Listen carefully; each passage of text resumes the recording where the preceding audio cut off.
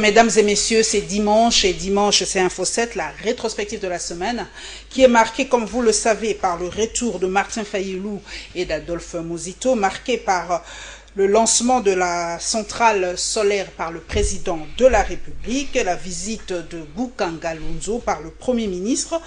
Avec tous ces temps forts, nous allons les décortiquer avec Steve Kivuata, qui est porte-parole du coordonnateur de la MUCA. Bon dimanche et très heureuse de vous recevoir. Merci beaucoup, Madame Paulette. Tout de go, coordonnateur, porte-parole du coordonnateur de la MUCA, quelle est là? Parce que j'ai ouï dire que maintenant la MUCA est un peu fissurée.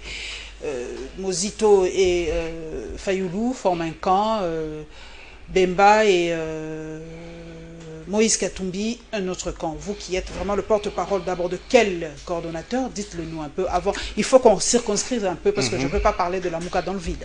Non, ça c'est une illusion de fossoyeur de la République, parce que il faut savoir que la MUCA est la plateforme politique la mieux organisée.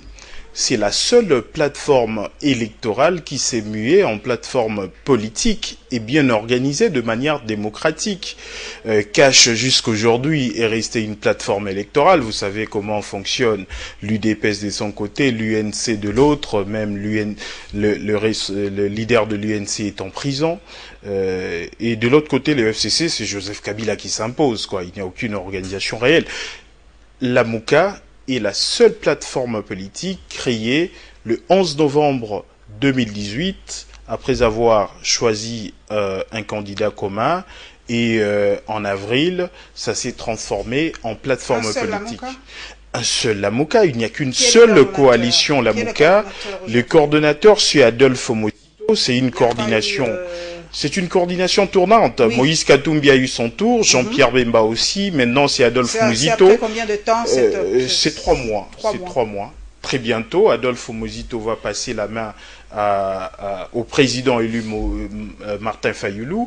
Donc il n'y a qu'une seule... Dites-nous la vérité, est-ce qu'il y a entente? Est-ce que Moïse Katumbi s'entend aujourd'hui très bien avec Martin Fayulu, avec Adolphe Muzito?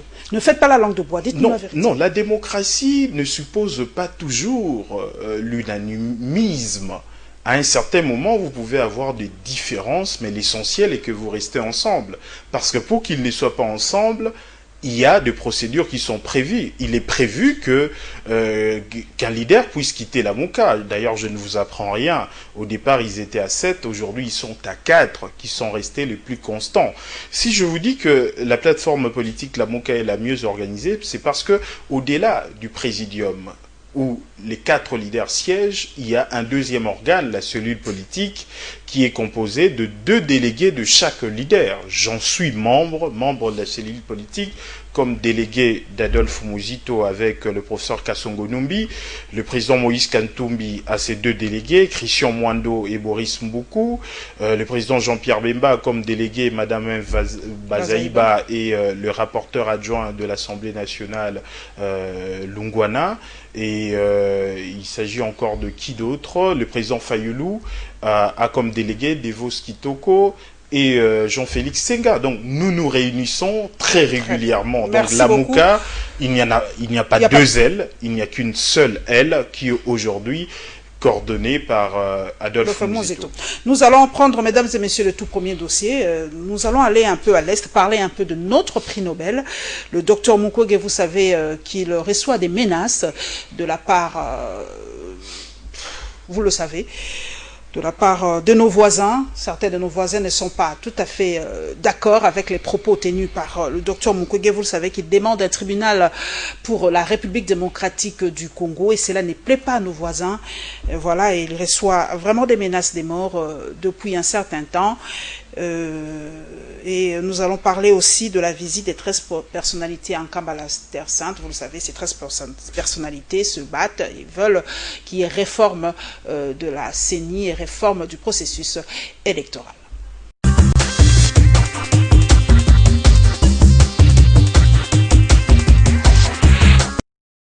Les groupes des 13 personnalités politiques et sociales a rencontré ce jeudi les chefs spirituels de l'église kimbangiste à Kamba, dans les territoires de Mbanzangungu, au Congo central, pour lui faire part du contenu de son appel du 11 juillet dernier, ainsi que du sens de sa démarche. Après près d'une heure d'échange, l'ancien vice-premier ministre du budget, Daniel Mukoko, a déclaré que Simon Kimbangu Kiangani adhère à leur démarche. Nous a fait part de son adhésion totale à notre démarche. Nous allons partir d'un combat plutôt raffermi, rassuré du soutien spirituel d'abord de son éminence Simon Kimbangu Kiangani. Ces professeurs d'économie indiquent que la procédure du groupe des 13 est surtout globale. Elle ne concerne pas que la CENI. Notre démarche, elle est globale. Nous parlons de tout le processus électoral. Bien sûr que le fonctionnement de la CENI est un pan important de ce processus. Pour Daniel Mukoko, le plus important est de permettre à la RDC de connaître de bonnes élections en 2023. Et de son côté, le chef spirituel de l'église kimbangiste a fait savoir à ses visiteurs que c'est dans l'union qu'on peut construire une nation. Ces ONG dénoncent une tentative de museler une voix qui milite pour la paix et le respect des droits de l'homme au pays. Ces organisations signataires considèrent infâme cette tentative délibérée de museler une figure emblématique de la société civile congolaise dont l'altruisme pour mettre fin à la violence faite aux femmes et à l'usage de viol comme arme de guerre a été primé à l'échelle mondiale, dit la déclaration de ces ONG. Elle déplore également le silence du gouvernement face aux tentatives d'assassinat du docteur Mukwege par le passé et demande une enquête. Malgré le fait que 2 tentatives d'assassinat aient été perpétrées contre Dr Denis Mukwege depuis 2012, aucune action judiciaire n'a été entamée en vue d'identifier les coupables et de les traduire en justice. Les organisations signataires demandent aux autorités de mener des enquêtes transparentes et crédibles afin que justice soit faite pour les crimes commis à son encontre. Ces soutiens collectifs au Dr Mukwege intervient au lendemain de celui de Physicians for Women's Rights, une ONG américaine de défense des droits de l'homme, qui a rapporté également que le général James Kabarebe, ancien ministre rwandais de la Défense et conseiller en sécurité du président Paul Kagame, a proféré des menaces à l'endroit de Denis Mukwege lors d'un passage à la télévision.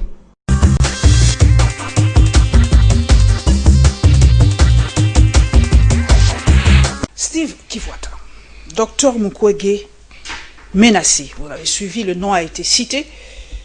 James Kabarebe, qui fut à un moment général dans notre propre armée. Et d'ailleurs, beaucoup de gens se demandent comment il peut être général ici au Congo et en même temps aujourd'hui au Rwanda, un grand officiel. Sa voix porte. Vous comprenez les menaces de James Kabarebe, les menaces presque voilées de James Kabarebe. C'est regrettable que notre pays soit autant infiltré. Je pense que quand le coordonnateur de la MOUCA, Adolphe Muzito, a pris ses fonctions en tant que tel, il a... Je me rappelle le tollé créé par ses propos. Voilà, quand il disait que nous devons être à même un jour d'attaquer le Rwanda et au besoin de l'annexer. C'était peut-être une figure de style, mais ça a été bien compris par le peuple congolais que nous avons besoin de faire peur à certains voisins, États voisins qui ont de velléités un peu hégémoniques au niveau de la sous-région. Pourtant, sur le plan naturel, l'espace géographique, les richesses naturelles, c'est nous qui devions faire peur. Ainsi que... Mais comment nous sommes devenus aussi faibles diplomatiquement, je le dis, parce que même économiquement, dans presque tous les secteurs, nous sommes faibles, il faut pas se voiler la face. Oui. Comment sortir de cette faiblesse, Steve Kivuata? En réalité, la politique tient l'économie en état. C'est vrai qu'à un certain moment, Mobutu, avec la force que les Zaïre avaient sur le plan politique, a dû dominer certains États voisins et ils ont développé de capacités de défense. Ils nous le font payer aujourd'hui. Ils nous le font payer parce que Mouzé Laurent Désiré Kabila a dû passer par le Rwanda l'Ouganda pour chasser Mobutu, et les autres rebelles de 1998, disons-le, RCD, MLC, ils sont passés par là. Passés par les pays Donc voisins. ça a permis à certains États voisins de connaître un peu nos faiblesses et nos secrets. Aujourd'hui d'ailleurs, nous sommes allés au-delà de ces États au niveau de l'Est. Aujourd'hui, c'est même la République centrafricaine qui compte prendre une portion de terre congolaise. La Zambie, l'Angola, n'en parlons même pas. Voilà. Donc il y a il ne reste plus que le Congo-Brazzaville. Voilà, mais peut-être grâce que au c'est fleuve, très bientôt. Grâce au fleuve, voilà. peut-être qu'il nous voilà, sauve. Le fleuve d'ailleurs, c'est plus ça nous rapproche beaucoup plus que ça nous éloigne. Voilà. Mais donc, il y a nécessité de renforcer l'armée, mais on ne peut pas renforcer l'armée sans avoir des institutions réellement légitimes avec des dirigeants qui ont une vision de protéger l'intégrité territoriale, mais aussi de protéger les Congolais de manière générale. Nous avons quand même suivi, parce que les voix s'étaient vraiment élevées pour condamner le silence assourdissant de notre gouvernement, de notre État, par rapport aux menaces proférées contre le prix Nobel, il faut bien le dire, et l'unique prix Nobel que nous avons en République démocratique du Congo, le réparateur des femmes, vous le savez. Mais lors du dernier Conseil des ministres, nous avons quand même suivi le président de la République qui a demandé à ce qu'on renforce la sécurité auprès de Denis Mukwege. Non, la politique, c'est avoir une capacité d'anticipation. C'est quand même malheureux que quand on menace un compatriote qu'il faille autant de temps pour ne fût-ce que prononcer une parole. Et je me pose la question, entre la parole et l'acte, combien de temps pourrait se passer? Parce que ça serait dommage qu'une telle personnalité qui fait la fierté, non pas de la RDC, mais de toute l'humanité, qu'on puisse le perdre de cette manière. Et dans le discours du président élu Martin Fayulu, hier à Sainte-Thérèse, il n'a pas manqué de demander au peuple congolais de protéger Denis Mukwege. Il doit s'assurer que la coalition Lamuka lui souhaite toute la sécurité possible, et nous sommes derrière lui dans la mesure du possible.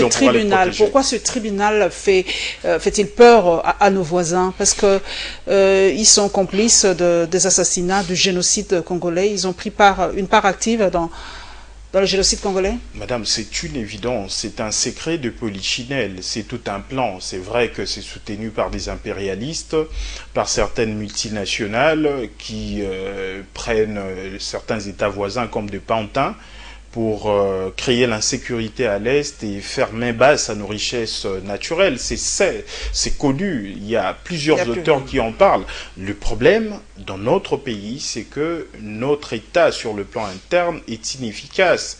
C'est peut-être dû aussi à cette complicité, parce que vous savez, ce qui s'est passé en 2018, les chaos électoraux, il y a eu une forte influence aussi d'une certaine communauté internationale, d'où le plan de sortie des crises, la nécessité de faire des réformes en interne pour aller vers des élections réellement crédibles, démocratiques et transparentes, c'est une nécessité nationale. Le docteur Mukwege, c'est pas la première fois qu'il est menacé, d'ailleurs il a échappé à plusieurs attentats, on l'a suivi par notre excellente consoeur Ladi. Politique fiction, c'est pas que nous le souhaitons, mais ça peut arriver avec nos voisins qui n'ont pas froid aux yeux. Hein. S'il arrivait qu'on puisse l'atteindre, quelles seront les retombées, Steve Kivota? Non, ça sera effectivement la démonstration de l'inefficacité et de la complicité de gouvernants actuels. Parce que nous, de la Mouka, nous ne cessons de les dire que ces gens-là sont illégitimes et qu'ils ne se sentent pas rédevables envers le peuple. Une personnalité de tel auteur mérite d'être réellement protégée par le pouvoir en place, parce qu'il constitue une fierté, parce qu'il résout le problème de femmes à l'est du pays. Parce que beaucoup disent, bon, le docteur Mukwege va au-delà de ses compétences, il dit tout haut, peut-être c'est que les gens pensent tout bas, il indexe les génocidaires, il indexe les responsables des crimes des femmes violées à l'est de la République, peut-être c'est ça qui gêne. Devait-il peut-être se limiter qu'à son travail de médecin? Non, madame, lorsqu'il y a des antivaleurs, nous avons l'obligation de les dénoncer. Malheureusement, la conscience congolaise est assez fragile, ou je dirais même absente. On les sent dans la classe politique, on les sent dans la classe sociale. Dernièrement, on a vu comment est-ce que les confessions religieuses se sont tirer des dents. Donc, quand vous vivez à l'Est, nous on a fait un petit tour à l'Est, à Béni, le 25 décembre. On a vu comment est-ce que les gens sont effroyés, comment est-ce que les gens ont peur. Et lorsque vous avez une conscience, lorsque vous avez une forte personnalité, comme le docteur Mukwege en a, vous ne pouvez pas vous limiter à votre petit rôle de médecin. Vous devez aller au-delà. Porter vous devez la voix, alerter. être la voix des sans-voix. Effectivement, vous devez alerter la conscience nationale et internationale pour que certaines personnes agissent. Il ne peut pas se taire. Je pense que dans son intime conviction, on ne pourra même pas lui interdire de se taire. Parce que quand vous avez une conscience qui fonctionne, lorsque vous êtes face à des anti-valeurs, vous n'avez qu'une obligation, nous avons celle suivi, de dénoncer. Steve Kivuata, nous avons suivi, vous avez parlé, il faut un changement. Les 12 personnalités, en tout cas, faut entendre leur voix partout. Cette fois-ci, ils étaient en Kamba, chez le révérend Simon Kimbangu. Pour vous, il faut vraiment tout bouleverser, tout chambouler dans ce processus électoral, tout bouleverser pour qu'en 2023, nous ayons des très bonnes élections. En fait, il ne s'agit pas de tout bouleverser, il s'agit de faire de réformes. Et le président élu, Martin Fayulu, l'a dit depuis février 2019, lui qui a remporté l'élection présidentielle avec plus de 60%. Même si on avait les élections à 2 tours, il serait président élu dès le premier tour. Il a cassé la fracture Est-Ouest. Il a été autant élu à l'Est qu'à l'Ouest. Mais il a accepté, après des résultats fabriqués des Nanga et de la Cour constitutionnelle que Mende d'ailleurs qualifie de kabiliste aujourd'hui, il a accepté qu'on fasse de réformes. Les réformes, ça veut dire tout simplement qu'il y a des choses qui n'ont pas fonctionné au niveau de la CENI, alors réformons-la. La Cour constitutionnelle n'a pas été neutre, réformons-la. Le CESAC, la Commission nationale des droits de l'homme, aussi n'ont pas travaillé comme il faut les réformer. La loi électorale occasionne la tricherie et la fabrication des résultats, voyons quelles sont les dispositions qu'il faut réformer. Et pour cela, cela ne va-t-il pas, Steve Kivuata? Beaucoup disent d'ailleurs que c'est une façon de vouloir prolonger indirectement les élections, parce que toutes ces réformes iront au-delà, peut-être, leur mise en applicabilité, iront au-delà de 2023. C'est une façon d'accompagner aussi ce glissement. Parce qu'on en parle déjà, il ne faut pas se voiler la face. On en parle déjà de ce glissement probable pour les prochaines élections. Et d'ailleurs, les voix s'élèvent pour dire déjà que le président restera en fonction jusqu'au remplacement. Donc, pourquoi faire ces réformes maintenant? Est-ce que c'est opportun maintenant de faire ces réformes? Bien sûr, c'est opportun. D'abord, c'est un faux argument que ces réformes pourraient amener au glissement, parce que nous, on souhaite qu'après ces réformes, qu'il y ait élections anticipées. Donc, nous, on souhaite que ces élections se tiennent même avant 2023. Ces élections, ces réformes démontrent tout simplement un peu de volonté politique. Aujourd'hui, nous nous retrouvons avec une coalition au pouvoir qui reconnaît, au moins l'UDPS reconnaît que le FCC dispose d'une majorité artificielle, parlementaire artificielle. Nous, on disait la majorité parlementaire est fabriquée, même les résultats de la présidentielle. Donc réformer, ça veut toujours dire que ne plus retomber dans la même tricherie. Et on peut réformer avant 2021, avant 2022 et aller aux élections anticipées. Pour les glissements, nous ne pouvons pas cautionner les glissements. D'ailleurs, parmi les réformes, nous souhaitons, d'ailleurs en Haïti c'est déjà d'application, qu'il y ait une révision de la Constitution où l'article 70 qu'on dise clairement qu'à la fin de son mandat, si le président de la République qui en fonction n'a pas pu permettre à ce qu'il y ait élection, il doit démissionner. Merci. Nous allons parler du retour de Martin Fayulu et d'Adolphe Muzito. Beaucoup de mes followers m'ont dit de mettre un peu l'accent sur ces retours, là où il y a, de ces retours un peu trop, je ne sais pas, théâtral, moi je ne mâche pas mes mots, et nous allons parler de cette affaire d'audio, parce que Mende l'a confirmé, il a parlé de cette fameuse cour constitutionnelle.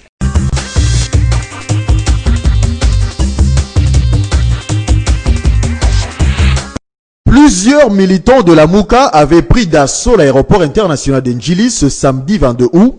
Ils ont réservé un accueil chaleureux aux 2 leaders de cette coalition.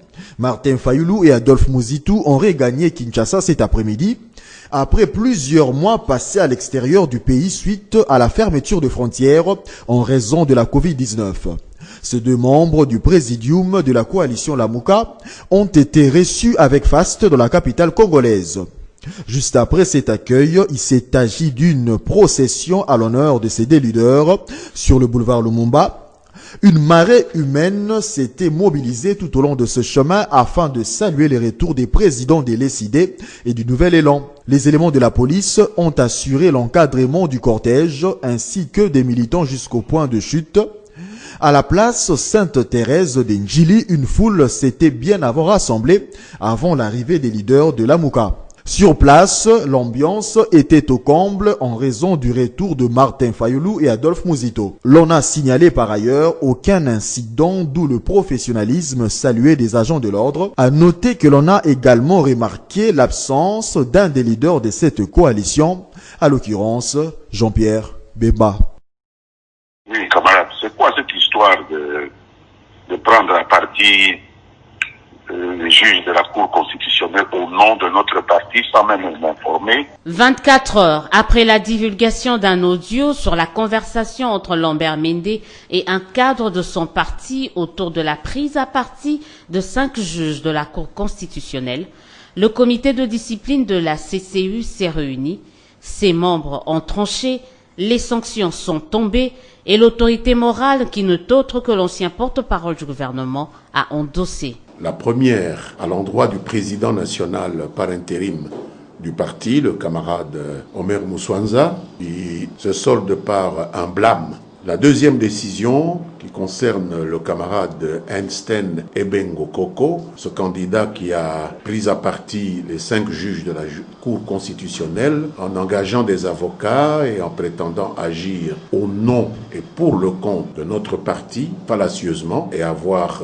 répandu dans les réseaux sociaux un entretien que j'ai eu avec lui à titre personnel. C'est une décision extrême, la décision de radiation. Il perd donc sa qualité de membre du parti. Mende a aussi saisi l'occasion pour réaffirmer son attachement au Front commun pour le Congo. Je ne suis pas né de la dernière pluie et je ne suis pas une girouette qui tourne à tous les vents. Je suis membre du Front commun pour le Congo en ma qualité d'initiateur de l'Alliance Convention des Congolais Unis et Alliés, et à ce titre, fidèle aux idéaux du Front commun pour le Congo. À noter que malgré la gravité des faits reprochés à Einstein et Bengo, aucune poursuite judiciaire n'est envisagée à son encontre, explique Lambert Mende, estimant que la radiation est la plus lourde des sanctions qu'on pouvait infliger à ce cadre et non de moindre de la Convention des Congolais Unis. Donc je m'incline, Excellence. Ok. Merci, papa.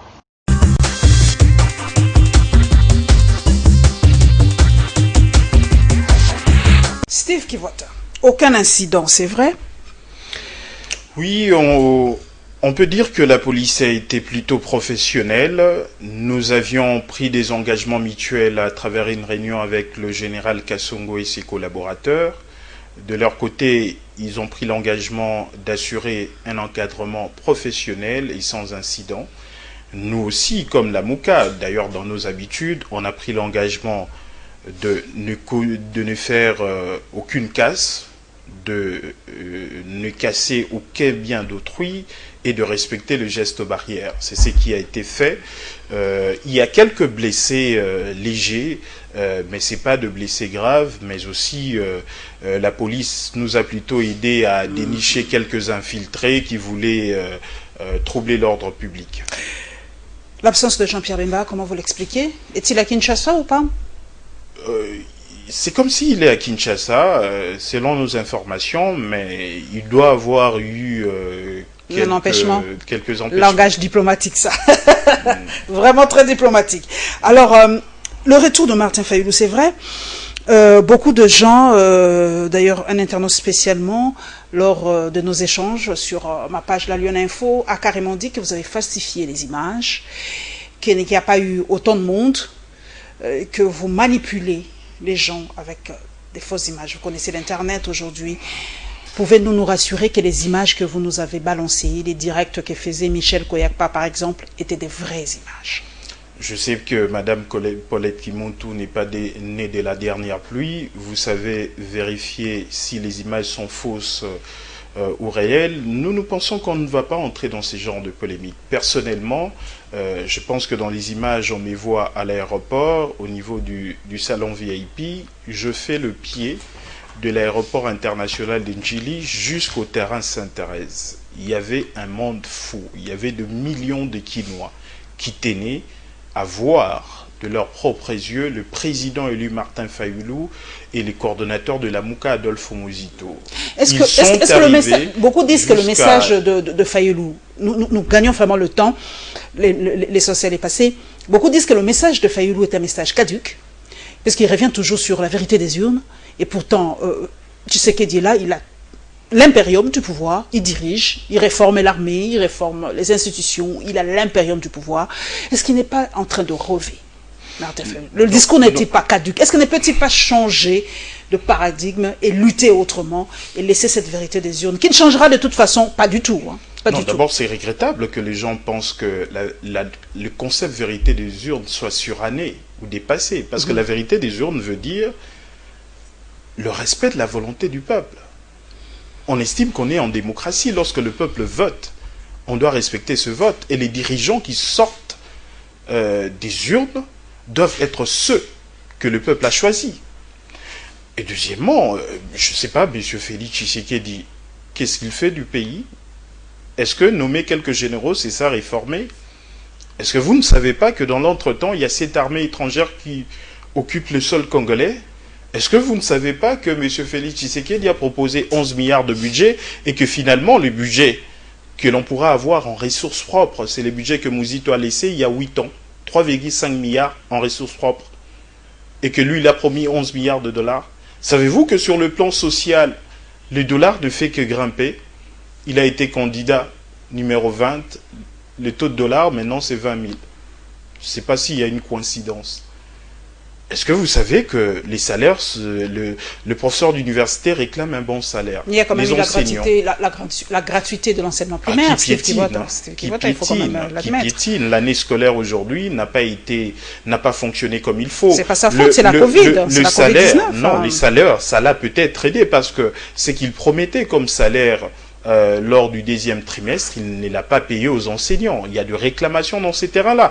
Il a un bilan catastrophique. D'ailleurs, aujourd'hui, dans la coalition FCC Cash, il se jette le bilan comme si c'était une grenade. Le FCC dit, ça sera le bilan de M. Félix Tshisekedi qu'il devra présenter. Et M. Félix Tshisekedi dit, c'est le Premier ministre qui gère la République.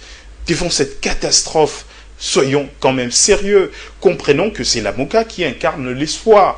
Qu'aujourd'hui, devant cette situation, vous voyez encore M. Lambert Mende venir effectivement mettre la cerise sur les gâteaux parce qu'il nous dit que les juges de la Cour constitutionnelle qu'on pensait respecter sont en réalité des agents de M. Kabila. Ils ne disent pas les droits, ils disent la volonté des Kingakati. Devant cette situation où le fraudeur avoue leur fraude, l'UDPS dit que le FCC a triché aux élections pour avoir une majorité parlementaire. Lambert Mende dit que les juges de la Cour constitutionnelle, ils sont de Kabila. Devant cette situation, avec la mégestion du pays, 400 millions de dollars du programme de 100 jours, qui tous sont allés dans les poches des individus. Les 5% qu'avait reçu le comité de suivi, 5%, qui constituent une concussion. Jusqu'aujourd'hui, il n'y a aucun procès. Seul Caméré a été arrêté, les autres sont libres.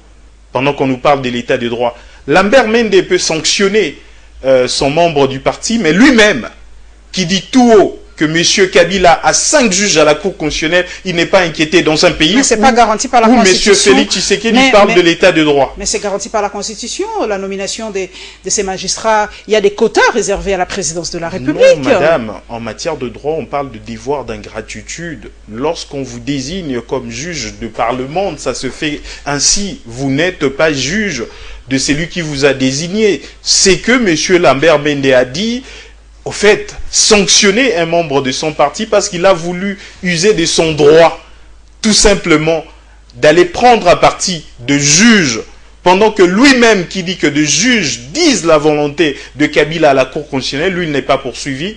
quand on nous parle d'état de droit, c'est-à-dire on veut s'amuser avec la population mais à chaque congolaise. retour, vous êtes coordonnateur du président de la MOUCA. Est-ce qu'à chaque retour, à chaque voyage de vos dirigeants, doit-on, permettez l'expression, vraiment je ne trouve pas quel mot utiliser, ameuter ainsi la foule pour leur retour? À chaque fois ça sera comme ça, à chaque fois ça sera comme ça. Mais quand ils partent incognito, mais quand ils reviennent, il faut ameuter toute la foule. Pourquoi tout ça? Qu'est-ce que c'est pas un peu de la démagogie tout ça? C'est pas un peu du folklorisme? On doit s'arrêter à un moment. Non, madame, le concept il faut juste parler de la mobilisation du peuple. Et je vous dis que c'est consigné comme objectif de la coalition Lamuka dans l'article 2 de la convention de cette plateforme qui dit que Lamuka a entre autres comme objectif de mobiliser le peuple afin d'obtenir une alternance démocratique reflétant la vérité du choix des électeurs. Nous avons ça comme objectif, parce que nous avons vu qu'aux dernières élections, le peuple a été floué. Les résultats qui sont sortis ne sont pas ceux qui sont sortis des urnes. Et maintenant, cette même coalition se prépare à une autre fraude. Madame Mabunda veut faire un passage en force avec Malonda. Vous allez faire ce sitting qu'a proposé M. Fayoulou? Nous allons en arriver parce que finalement, le palais du peuple, c'est le palais du peuple. Le palais de la nation, c'est inviolable, non? C'est le palais du peuple. C'est inviolable. Non, le salut du peuple, c'est la loi suprême. Nous allons en arriver là. Parce que finalement, le peuple... Madame Mabunda veut faire passer quelle loi en force? Non, Madame Mabunda veut faire passer Malonda. Ah, Malonda. Mais elle a été récusée par le président de la République. Madame Mabunda voudrait que les autres parties prenantes, c'est-à-dire l'opposition et la majorité, puissent désigner leurs délégués et la société civile. Comme ça, tous ces délégués seront entérinés en bloc. C'est ce que Madame Mabunda veut faire. Il y a de messes noires qui s'organisent la nuit à l'Assemblée nationale. Nous pensons qu'à un certain moment, lorsque le peuple va se décider, comme l'a dit les coordonnateurs de la MOUCA, le peuple c'est la tempête, la MOUCA c'est le vent. Quand la tempête veut frapper, le vent ne peut pas l'empêcher. Voilà, nous allons parler un peu des activités du chef de l'État. Vous le savez, le chef de l'État a inauguré cette semaine ou a mis en branle la construction de centrales solaires vers Menkaou, dans la commune de Maluku. Et le ministre de Travaux, mon Dieu, la dénomination aussi de ce ministère. Non, rural, c'est... développement rural. Merci. Il y a tellement de dénominations de développement rural à lancer, comme vous le savez aussi cette semaine, les travaux de réhabilitation des routes de désert agricole. Suivons.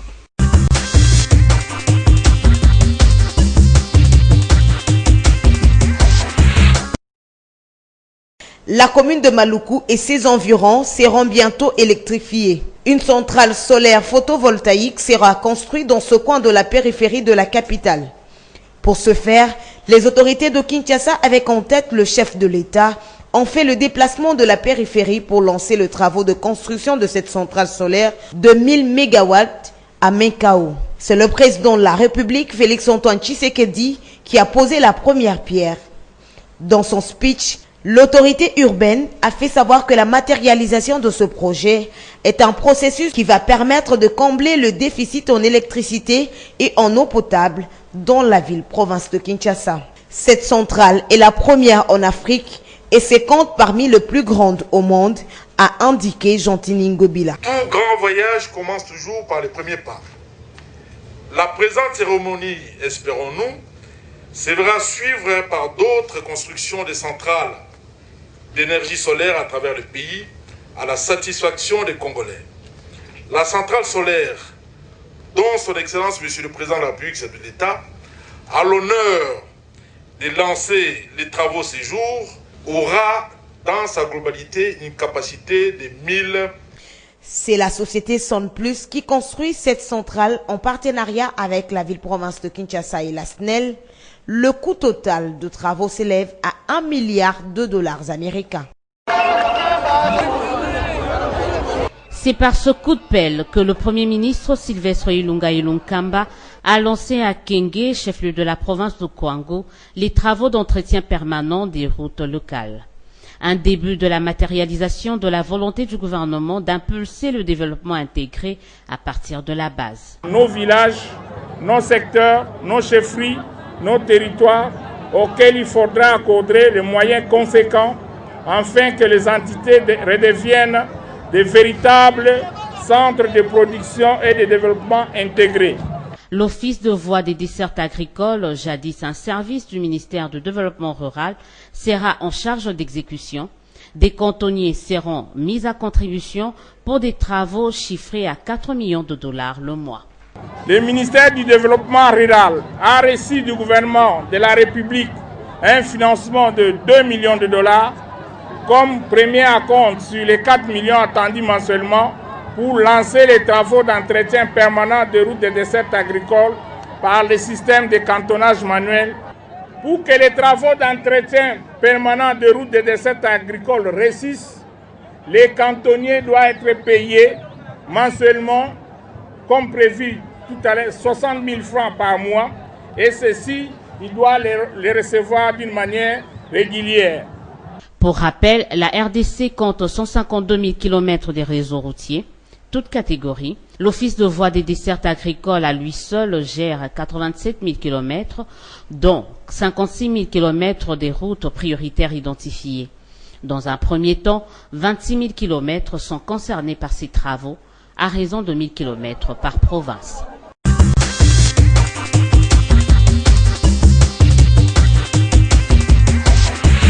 Steve Kivota, 1 milliard de dollars pour cette centrale solaire. Mais la population m'a dit de vous poser la question. Nous avons Inga. C'est vrai que nous devons diversifier les sources d'énergie dans notre pays, mais nous avons Inga, le plus grand barrage du monde qui peut alimenter toute l'Afrique. Pourquoi ne pas se focaliser ou mettre toute notre attention pour avoir toutes les phases de Inga, Inga 1, Inga 2, améliorer ce qu'il y a et bâtir Inga 3 en fin de compte? Oui, mais c'est une très bonne question. Je pense qu'il faut la poser à ceux qui soutiennent ces projets de l'énergie solaire, parce que au-delà d'Inga, nous avons une capacité de l'énergie hydroélectrique de 100 000 MW. 100 000 mégawatts. 100 000 MW. Et aujourd'hui, nous utiliserons moins de 10%. C'est-à-dire il y a des possibilités de construire de barrages hydroélectriques qui auront une forte capacité. Mais au fait, on ne comprend pas pourquoi il faut privilégier un projet de 1000 MW et comment est-ce que est ficelé le projet. Quelle est la part de Kinshasa? Parce que j'entends que c'est Kinshasa qui est partenaire d'une société privée. S'agit-il d'une société mixte? C'est quoi la contribution de Kinshasa? Ça sera quoi sa contribution? Donc, comme c'est en partenariat avec la SNEL, il va peut-être utiliser le circuit électrique de la SNEL dans la ville pour alimenter peut-être une partie de Kinshasa. Probablement, mais ça serait malheureux parce que les gens doivent savoir que le secteur de l'énergie électrique est libéralisé. Et quand on dit que le secteur de l'énergie électrique est libéralisé, ça veut dire que dans la production de l'énergie électrique, on peut avoir de privé, dans le transport et dans la distribution. Normalement, on a besoin quand même d'avoir des sociétés sérieuses. On a déjà eu une expérience malheureuse avec M. Jamal, avec ces maisons préfabriquées, pendant que dans notre pays, on avait un fort potentiel en matière de ciment. Vous avez vu comment est-ce que ça finit par une vaste escroquerie. On pouvait très rapidement, dans 3 mois, 4 mois, construire des maisons pour les militaires en matériaux durables avec de ciment du Congo. Mais on a préféré prendre des maisons préfabriquées qui ont une durée de vie beaucoup plus courte que de maisons fabriquées avec du ciment. Donc c'est comme si les gens poursuivent plus leur intérêt. Donc est-ce que la traçabilité, le financement, d'où vient le financement? 1 milliard de dollars. C'est cette société privée qui apporte c'est la grande question, parce qu'on dit que Kinshasa est partenaire. Partenaire en quoi? Kinshasa donne quoi? C'est ça le flou généralement. La traçabilité Voilà, il n'y a pas de traçabilité, c'est flou. Généralement, derrière un flou, il se cache des rétrocommissions.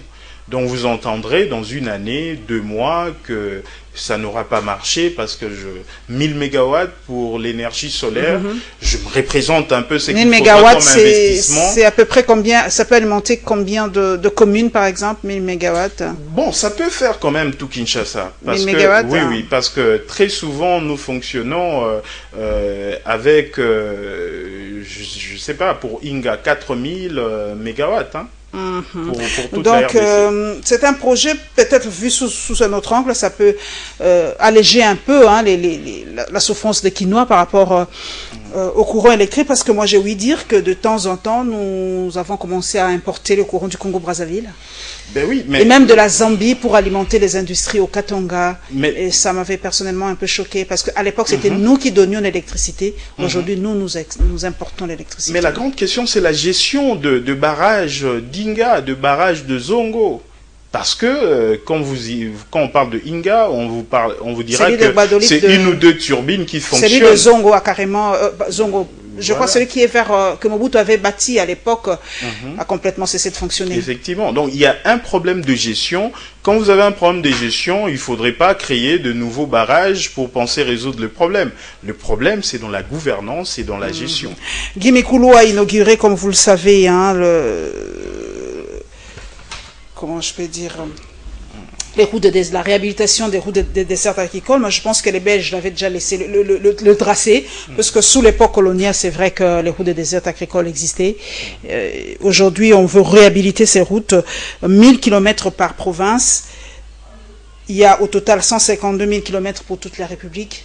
C'est quand même une bonne idée, Steve Kivota, réhabilitation de ces routes de dessert, parce que c'est peut-être ça qui nous manque pour que nous puissions avoir de la nourriture qui provient du Congo profond. D'abord, j'ai entendu, on nous parle d'un financement de cantonniers à la hauteur de 60 000 francs par mois. C'est 60 000 pas par jour ou par mois? 60 000 francs par mois. J'ose espérer que c'est suffisant pour que ces gens-là travaillent. Et deuxièmement, j'ose espérer que ces financements sera réellement permanent, parce que nous savons que... Il a rassuré, Guy Mikulu a rassuré que ça sera vraiment permanent, parce que... Non, en fait, avec... Sinon, il y a des procès maintenant, hein. S'il ose détourner l'argent, il y aura procès sur procès. Non, il ne s'agit même pas de détournement. Nous sommes aujourd'hui il faudrait avoir cet argent-là. Il faudrait avoir cet argent-là. Il faut se rappeler Mais le gouvernement a déjà déboursé, Steve Kivota, pardon. Le gouvernement a déjà déboursé l'argent prévu pour la réhabilitation de ces routes de dessert agricoles. Pour combien de temps? Parce que finalement, il faut savoir que les députés provinciaux ne sont pas payés. Ça fait plus ou moins 9 mois. Et c'est le pouvoir central qui doit le payer. Parce qu'il le paye sur base de l'argent qu'il doit aux provinces. Ils ne sont pas payés. Et pensez-vous que les cantonniers pourront avoir cet argent-là? De toutes les façons, le gouvernement de Ilunga Ilukamba et de M. Félix Tshisekedi promettent plus qu'ils ne réalisent.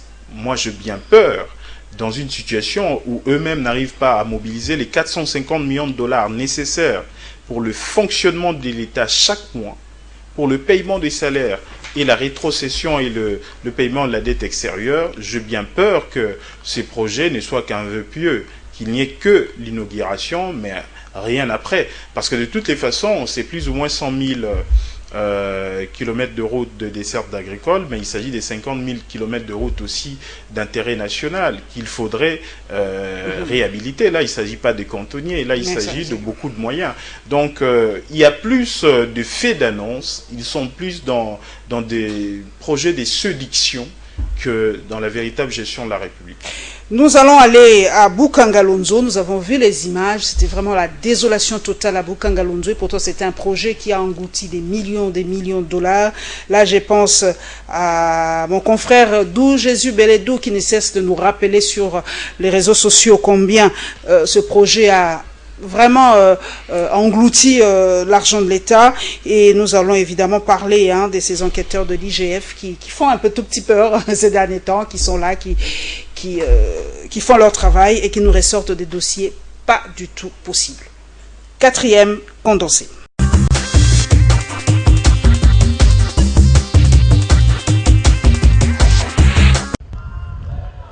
Parc agro-industriel de Bukangalonzo, situé à plus ou moins 300 km de Kinshasa. Autrefois présenté comme modèle de la diversification de l'économie congolaise, aujourd'hui ce site ressemble à un cimetière d'engins. En visite d'inspection, le Premier ministre s'est rendu compte de l'ampleur de l'échec de ce projet. Entre des épandeurs qui n'ont jamais volé, cloués au sol, des tracteurs neufs, jamais utilisés mais dont les moteurs ont été retirés et montés sur des baleinières privées. Ajoutez à cela des tonnes d'engrais chimiques abandonnés, Sylvestre Ilunga Ilunkamba va se poser cette question. Qu'est-ce qui a manqué au ministre de l'Agriculture qui l'accompagnait de répondre la mort du pays? Loin de s'apitoyer sur le gaspillage des ressources publiques, l'exécutif national entend redonner une nouvelle chance à ce parc agro-industriel. Ainsi, des fonds pour la relance de l'agriculture mécanisée sur ce site ont été débloqués par le gouvernement central. L'objectif reste le même, réussir la diversification de l'économie nationale au travers de l'agriculture. C'est dans la même logique que le Premier ministre, juste après, a donné le go à Kenge, chef-lieu de la province de Kwango, de lancement des travaux de réhabilitation des routes des dessertes agricoles.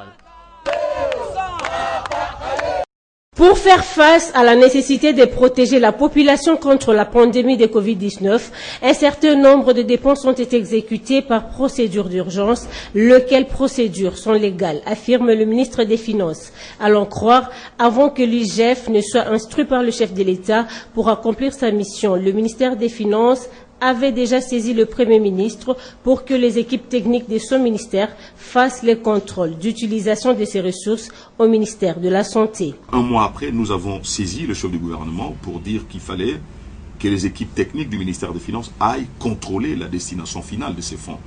Mais en même temps, le président de la République avait envoyé l'inspection générale des finances pour commencer à contrôler ces ressources, et les missions de l'IGF sont suspensives de toutes les autres missions, y compris ceux du gouvernement. Pour sceller à la Gouli, le ministère des Finances a l'obligation de reddition des comptes. Nous devons rendre compte de l'utilisation de fonds publics, que ce soit des fonds propres du gouvernement ou des fonds obtenus des bailleurs de fonds. En l'occurrence, pour les cas, c'est la facilité rapide de crédit que nous avions obtenue du Fonds monétaire international. Et nous allons envoyer nos équipes de reddition des comptes, parce que nous devons rendre compte de l'utilisation des ressources au Parlement, qui est l'autorité budgétaire. Au-delà de la mission de l'IGF, nous allons également partir sur le terrain, pas seulement dans les cadres du Covid, mais toutes les autres dépenses pour qu'elles soient justifiées. Le ministre des Finances dit avoir demandé à l'IGF d'étendre ses enquêtes sur toutes les 26 provinces du pays, d'autant plus que le gouvernement a mis à la disposition des dites provinces de ressources qu'elles doivent aussi justifier dans le cadre de la riposte contre la Covid-19.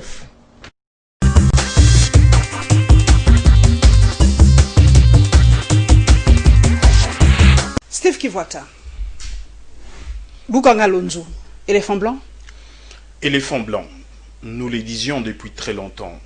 Avant que le Premier ministre Matata n'arrive au pouvoir, il y a une option qui a été levée, celle de la libéralisation de l'économie, qui veut dire que l'État devrait, au fur et à mesure, se désengager du secteur marchand.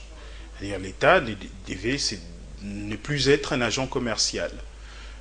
Je pense que l'option a été exécutée par l'ancien Premier ministre Adolphe Muzito, qui a pu faire atteindre la RDC le point d'achèvement de l'initiative PPTE. Il a augmenté le budget de 800 millions de dollars à 3,5 milliards de dollars en ressources propres. Mais pourquoi les gens accusent toujours Adolphe Muzito? Quand il émet toujours un avis, on lui dit mais qu'est-ce que vous avez fait? Vous avez fait ça, vous avez... Moi, je ne fais que rapporter, c'est que les gens disent qu'il a détourné aussi beaucoup d'argent. Hein. Muzito, on dit qu'il a été parmi, permettez l'expression, les piètres premiers ministres de notre pays. Est-ce que vous partagez cet avis? Non, malheureusement, les gens n'ont pas la culture de chiffres. Adolphe Muzito, c'est lui qui ramène la dette extérieure de 14 milliards à moins de 5 milliards. C'est lui qui ramène le budget de l'État de 800 millions de dollars à 3,5 milliards de dollars en ressources propres. C'est les budgets que nous avons maintenant en ressources propres, 8 ans après qu'Adolphe Muzito ait quitté la fonction. Adolphe Muzito, c'est lui qui ramène le professeur d'université de 300 dollars à 2000 dollars, les salaires qu'ils n'ont plus aujourd'hui.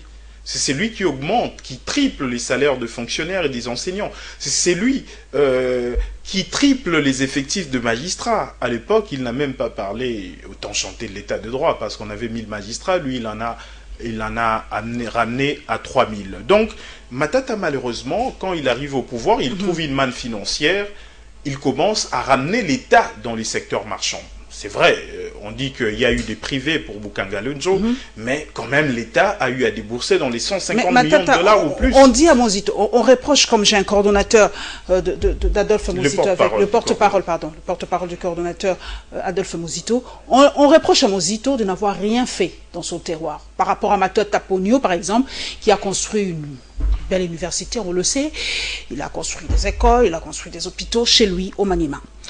Mais qu'est-ce qu'Adolphe Mozito, pendant 5 ans, il a été Premier ministre, c'est la grande reproche d'Adolphe Mozito, d'avoir abandonné son terroir. Aujourd'hui, quand vous allez dans le terroir d'Adolphe Mozito, il n'y a presque rien. Il faut le dire. D'abord, la moralité publique voudrait que quand on évalue l'action d'un Premier ministre, on évalue ce qu'il a pu faire dans le public et non dans le privé. On ne peut pas évaluer les actions d'un gouvernant sur base de ses investissements privés. C'est de l'immoralité politique. Et deuxièmement, la moralité politique voudrait que quand on évalue un Premier ministre, on évalue son action sur toute l'étendue de la République démocratique du Congo. Pas seulement sur son terroir, quand même. Aujourd'hui, quand je parle de 14 milliards de dollars de dette extérieure qui a été réduite jusqu'à moins de 5 milliards, ça touche tous les Congolais, ça touche toute la République. Quand je parle de professeurs d'université, il ne s'agit pas seulement de ceux qui sont de sa province ou de son terroir, c'est toute la République. Quand je vous parle de magistrats, quand je vous parle des enseignants et des fonctionnaires, c'est toute la République. C'est ça un Premier ministre. Moi, je m'aimerais plus qu'on a dans ce terrain chiffres à l'appui. Parce que nous, on parle de chiffres. Le chiffre, on ne les invente pas. On ne fait pas un débat face aux chiffres. Soit on en a, soit on n'en a pas. On a relancé Bukangalonzo. On a débloqué des fonds pour Bukangalonzo. Et pourtant, il n'y a pas d'audit. Est-ce que ce n'est pas mettre de l'eau propre dans une autre salle ? Bien sûr, bien sûr. Moi, je parle toujours de la politique, de la culture de la rétrocommission, parce que j'ai ouï dire que pour Bukangalonzo, il y aurait même un problème de la qualité de terre. Pourquoi mettre du sang neuf dans un corps malade? Est-ce qu'il ne faut pas commencer par soigner le malade? D'où l'audit, effectivement. Moi, je pas trop confiance à cette coalition FCC-CAJ. C'est comme si c'est une république des rétrocommissionnaires. Vous savez que l'affaire 15 millions de dollars de pétroliers producteurs, là, jusqu'aujourd'hui, on n'en parle pas.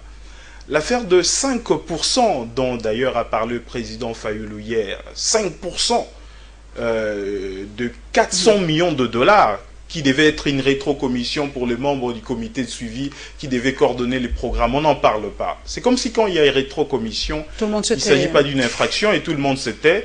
Et malheureusement, on nous parle encore de l'état de droit pour nous casser les oreilles. Donc il n'en s'agit pas un. Qui est responsable en fait de la débâcle de Bukangalonzo? Est-ce que c'est Matata Ponyo qui a été Premier ministre ou c'est les agents qui étaient là? En RDC, personne n'est responsable. À qui la responsabilité du débâcle? Non, je pense que cette culture-là, que surtout est en train de renforcer M. Félix Tshisekedi, où il n'y a pas de mauvais chefs, mais que de mauvaises troupes. Or, c'est le contraire. Il n'y a pas de mauvaises troupes, il n'y a que de mauvais chefs. Du fait que c'est M. Matata Ponyo qui a promu ses projets et est même allé sur terrain pour faire son inauguration, il engage quand même quelque part une certaine responsabilité. Surtout que certains rapports rappellent qu'il y aurait de liens directs entre lui et le projet en question. Mais de toutes les façons, la justice est là. Espérons qu'elle sera indépendante et professionnelle pour suivre ces dossiers. Le ministre des Finances, Eléa Lagouli, a dit que la procédure d'urgence est tout à fait légale. C'est légal. Mais il faut aujourd'hui qu'on fasse une reddition de comptes, qu'on rende compte de ce que nous avons donné, de ce que nous avons dépensé. Cette culture, on n'en avait pas de rendre compte. Est-ce que vous croyez que ça va aboutir à quelque chose, Steve Kivota, le travail des inspecteurs généraux de finances? Le souci de l'urgence, c'est qu'en réalité, ça doit être très bien encadré. Surtout, sinon, ça tombe dans des abus.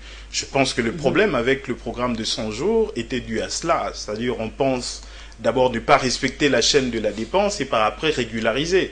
ça cassait les dents à Vital Kamerhe. Aujourd'hui, il mord la poussière en prison.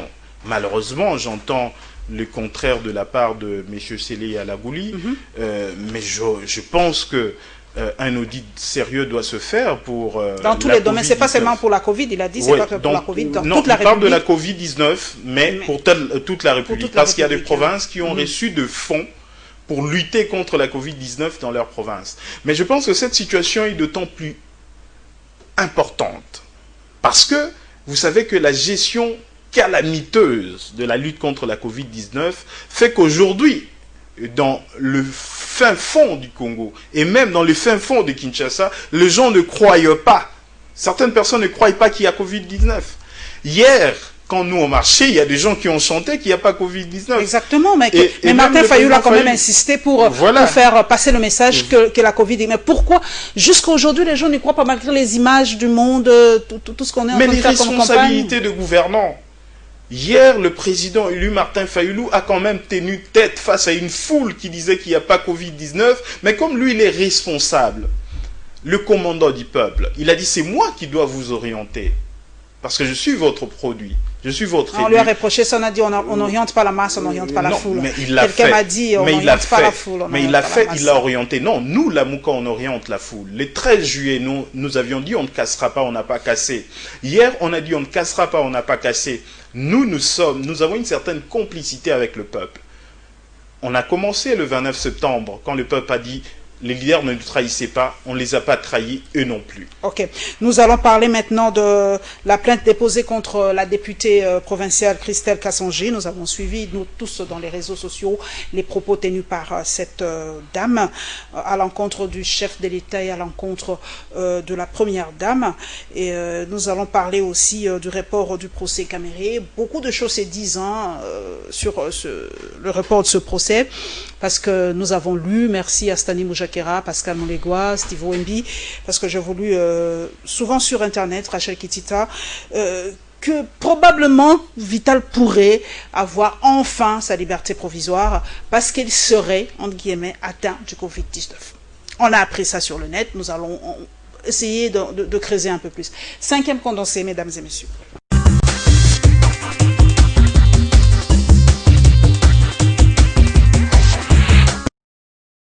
La Cour d'appel de la Gombe vient de reporter à nouveau l'audience dans l'affaire qui oppose Vital Kamerhe au ministère public dans les dossiers 4500 maisons préfabriquées. Signalons que ce troisième report a la même justification que toutes les autres, la saisine des avocats de la République. La Cour d'appel de la Gombe appelle à une nouvelle audience le 18 septembre prochain en chambre foraine à la prison centrale de Makala. À l'UNC, parti de Vital Kamerhe, la mobilisation ne faiblit pas. Ce jeudi à Kinshasa, une journée de prière avait été organisée par les militants de l'UNC en faveur de leur leader en détention. Comme à la précédente marche, les membres du bureau de l'UNC et de la famille biologique de Vital Kamerhe ont assisté à cette activité de prière afin d'implorer la grâce des dieux pour sa libération.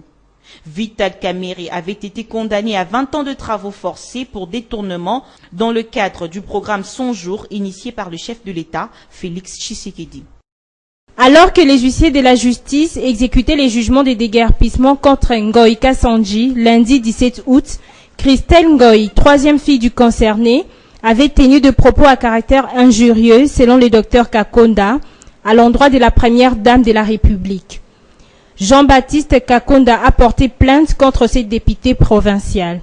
Effectivement, on vient de déposer une plainte, donc c'est une dénonciation pour les accusations graves contre la distinguée première dame. La personne précitée a fait des insultes graves. Le chef de l'État comme la première dame, ce sont des personnes sacrées. Pourtant, Christelle Ngoï s'est excusée ce mardi auprès de Denise Nyakeru Tshisekedi. Il m'est attribué d'avoir tenu des propos à l'endroit de la très distinguée première dame Denise Nyakeru Tshisekedi. Si quelque part les propos auraient vexé la très distinguée première dame, pour qui j'ai beaucoup d'estime et respect, pour preuve mon compte Facebook. Je lui demande sincèrement pardon. Malheureusement, pour l'élu de Kasaï oriental, la justice a déjà été saisie et doit poursuivre son cours, soutient Jean-Baptiste Kakonda. Bon, les excuses n'arrêtent en aucun cas la procédure judiciaire. Il a demandé pardon, on m'a informé, mais la plainte avait déjà été déposée. Mais nous sommes sur le plan juridique. On doit quand même essayer de la faire comprendre que quand on est responsable politique, il y a quand même des règles qu'il faut respecter. Ces cadres du CAJ souhaitent que justice soit faite pour, selon lui, laver l'honneur de la première dame, Denise Tshisekedi.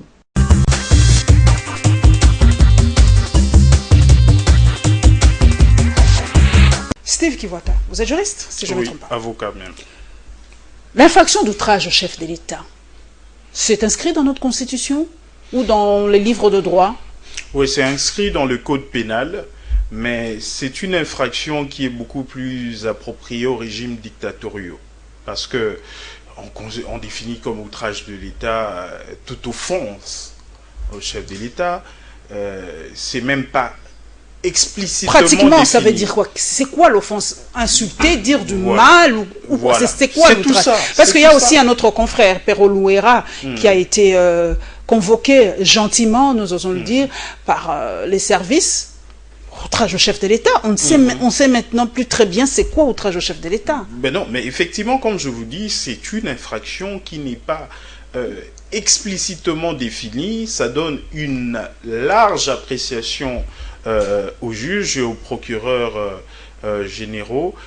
Malheureusement, ça conduit aux abus, effectivement. C'est une véritable atteinte à la liberté d'expression. Ceux qui chantent l'état de droit, ils ne peuvent pas promouvoir une telle infraction. Sous d'autres cieux, il y a cette infraction en France, par exemple, aux États-Unis ou ailleurs. Est-ce qu'il y a cette infraction d'outrage au chef de l'État? Je dois vérifier, mais je ne crois pas. Parce que quand je vois comment on insulte Trump, on aurait arrêté la moitié des Américains. Et en plus, ce qui est regrettable, je ne me rappelle pas que l'on ait usé autant de cette infraction sous Joseph Kabila. Si aujourd'hui, on peut considérer que Joseph Kabila serait mieux que Félix Tshisekedi, moi je suis tombé de nouilles.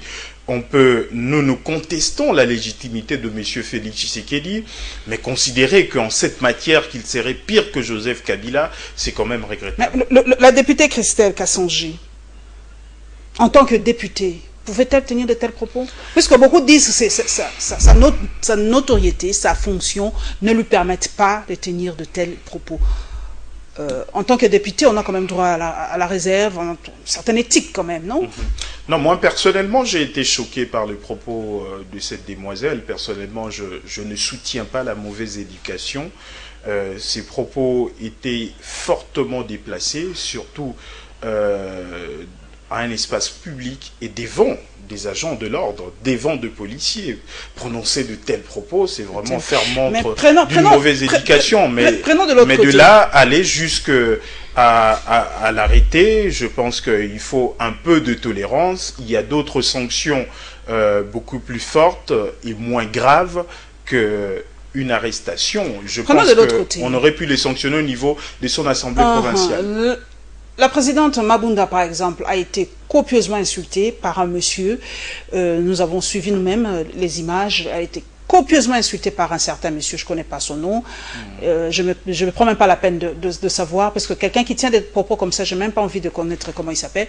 Mais pourquoi les proches ou Janine Mabunda ne portent pas plainte pour outrage? C'est pas seulement au chef de l'État, mais quand même pour des propos blessants par rapport à ce monsieur du camp de l'UDPS. Non, mais au-delà de la plainte, il y a d'abord le procureur général, ou disons-le, le ministère public qui peut se saisir de lui-même.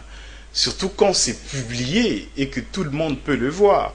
Le grand problème, c'est que nos amis de la 10e rue ou de l'UDPS s'appellent État de droit, que moi je peux qualifier de sélectif.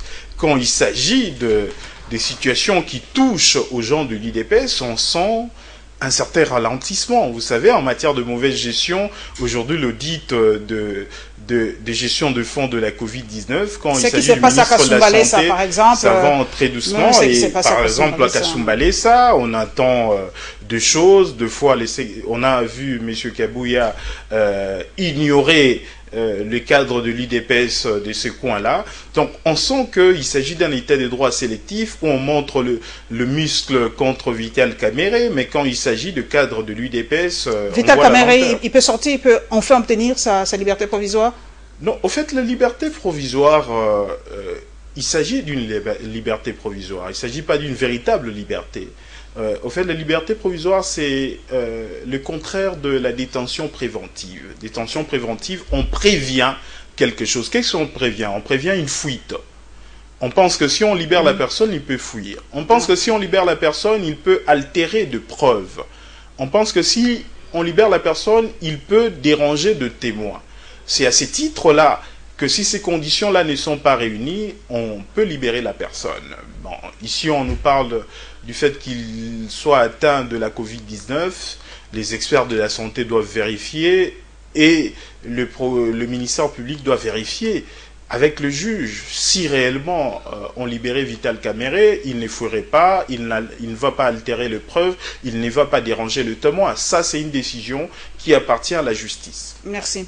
Nous sommes en train d'atterrir, mesdames et messieurs. Nous allons parler de la descente, joli jeu de mots, avec de la première dame au centre Mama Mobutu, dans la commune de Limité. Tout le monde se rappelle de la bonté de cœur de Madame Mobutu Sese Seko, qu'on appelait affectueusement Maman Sese, et le compte rendu du Conseil des ministres, qui se tient maintenant chaque vendredi.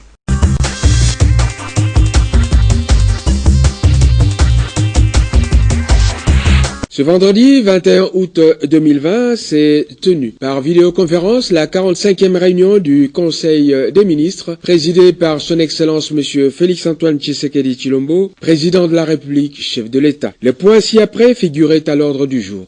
1. Communication de son Excellence M. le Président de la République, chef de l'État.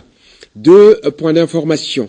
S'agissant du rapport de la réunion du Bureau de l'Union africaine, le président de la République a informé les membres du Conseil de la réunion du bureau de la conférence des chefs d'État avec la participation des présidents des communautés économiques régionales, CER en sigle, où il a été examiné notamment la question de la riposte contre la Covid-19 sur le continent et celle ayant trait à la tenue des prochaines réunions Union européenne, Union africaine, États-Unis, Union africaine. Menace contre le Dr Mukwege, prix Nobel de la paix.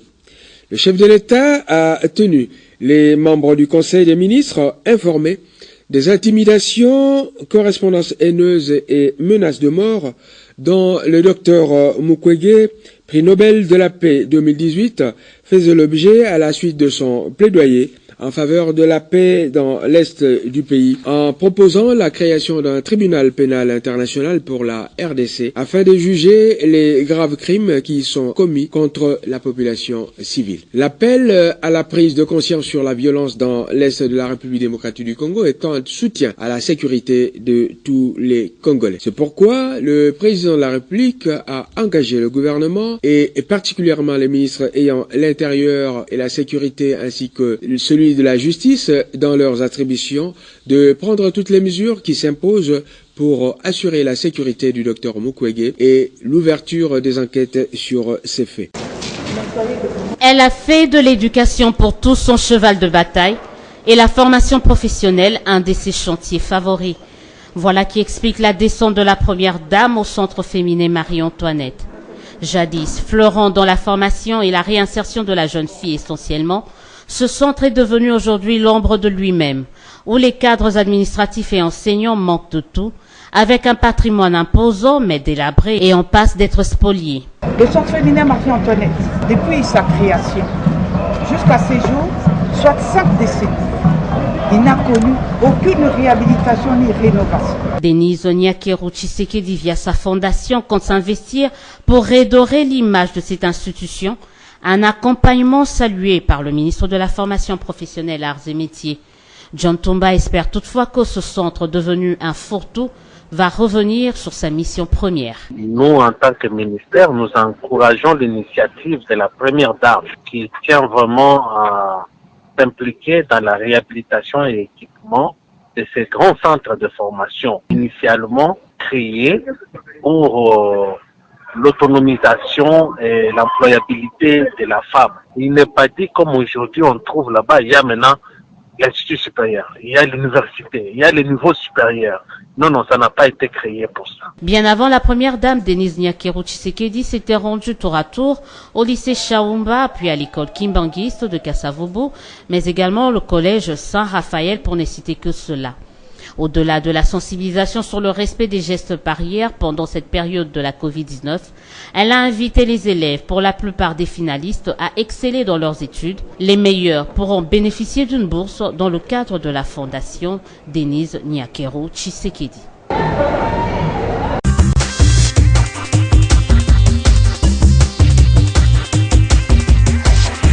Steve Kivota, 45e Conseil de ministres.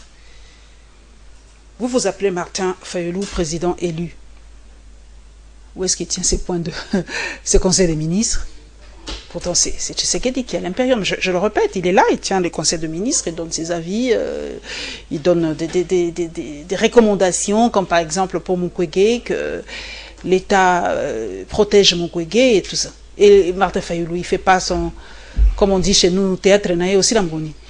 Non, il ne s'agit pas d'un théâtre. Malheureusement, on ne comprend pas que la souveraineté du peuple suppose même une bénédiction de Dieu. Parce qu'on dit, la voix du peuple, c'est la voix de Dieu. On n'a jamais dit que Martin Fayulu est le président en fonction. Non, il est le président élu. C'est lui qui a été choisi par le peuple. Mais M. Félix Tshisekedi, c'est un président de fait. Il est là par imposition de M. Kabila. Il est là, il gouverne, mais sans avoir été élu. On a été aussi clair que ça. Et lorsque vous êtes un président non élu, vous ne gouvernez pas bien. Parce que dans l'entretemps, vous avez en face de vous une majorité parlementaire qui ne vous reconnaît pas la véritable qualité du président de la République, d'où la confusion actuelle. Sortons un peu, en quelques pourcents de minutes. C'est ce qui se passe au Mali. Beaucoup de gens ont essayé de faire le parallélisme. On a dit d'ailleurs, les lamoukistes comme vous voudriez cette situation du Mali se répète en République démocratique du Congo. Porte-parole du coordonnateur de la Mouka. Vous pensez que la solution au Mali, c'est ça la solution idéale? Un coup d'État des militaires? Non, ce qui arrive au Mali, c'est ce qui pourrait arriver au Congo si les illégitimes qui se sont imposés au pouvoir pensent que le peuple ne vaut rien. Le peuple, c'est la tempête. Personne ne dirige la tempête, c'est même pas la Mouka. Lorsque le peuple pourrait se décider demain de reprendre ses palais, lorsque on pourrait voir un troisième larron, c'est-à-dire une force qu'on ne maîtrise pas, surgir de nulle part pour imposer sa loi, il ne s'agira pas de la Mouka. La Mouka a sa solution, c'est le plan de sortie des crises, signé par le président élu Martin Fayulu, qui le signe et dit aux illégitimes qui sont au pouvoir, avec cette illégitimité, vous n'allez pas résoudre le problème du peuple. Résolvons le problème de hold-up électoraux, des tricheries par de réformes et allons aux élections anticipées où le peuple, le vrai peuple va décider.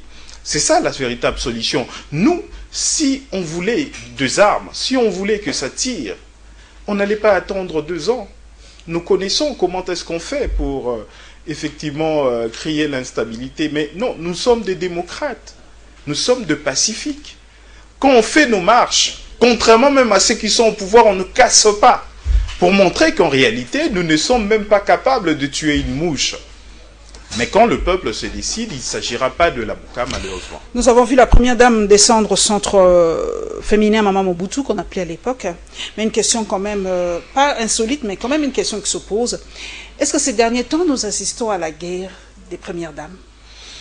On entend cette polémique, mais nous pensons qu'on doit aller au-delà de ça. J'ose croire qu'il y a des fonds qui sont mises à disposition de premières dames et qu'elles sont obligées de faire des œuvres sociales. Mais par le canal de leur fondation, parce que beaucoup disent aussi ces fonds-là, les fonds qui sont destinés pour les fondations, que ce soit OLK ou Fondation Denise Nyakeru Tshisekedi, d'où viennent les fonds, d'où proviennent les fonds qui alimentent ces fondations? Bon, il y a des organisations, des ONG internationales, parce que les ONG internationales n'auraient pas suffisamment confiance en l'État congolais. Elles aiment bien passer par de fondations et d'autres ONG nationales. Je pense que c'est par là principalement, je parle des ONG et même d'autres organismes de Nations Unies. Traçable. Les fonds là sont tracés, sont traçables, les fonds... ouais, c'est traçable, mais ce qui est vrai, il y aurait quand même un certain nombre d'abus. Ok. Vraiment, accordez-moi une toute petite poussière de seconde. Aujourd'hui, c'est la finale. LDC, LCD, Ligue des Champions en Europe, Bayern, PSG. Vous soutenez? Ce qui est vrai, j'ai toujours été un peu Bayern. Bon, de base, je suis madrilène. Le contraire. Je soutiens le Real de Madrid. Voilà, donc, mais je pense que pour les Allemands, j'ai toujours apprécié leur style de foot. Je suis plus Bayern, mais il y a PSG. Un peu le cœur bat un peu pour la PSG. France et la Belgique. PSG, on a eu à l'apprécier, mais je pense que je serai beaucoup plus Bayern que PSG. Voilà, beaucoup plus Bayern que PSG. Merci à vous pour votre fidélité, mesdames et messieurs. Nous sommes à la fin de cette émission. Merci à toute l'équipe technique, Freddy Kipimo, Guy Lukoki et Maurice Gigandou qui ont réalisé cette émission. Merci à celle qui m'a habillé ce dimanche, Fanny Mandina. Merci à tous mes followers, surtout celles ou ceux qui suivent ma page La Lyon Info. Merci à vous tous pour votre fidélité et nous nous retrouverons, mesdames et messieurs, avec le même plaisir le dimanche prochain, Inch'Allah.